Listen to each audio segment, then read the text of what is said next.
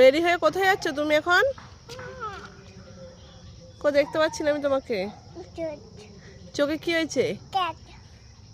চোখে কি হয়েছে? পাগল, হাই পাগল।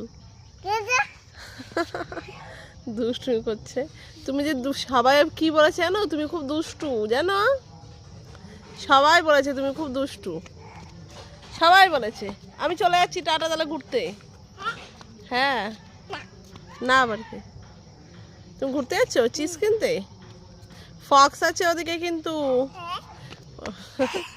তুমি কোথাও যাবে না, ফক্স আছে জানো শোনা।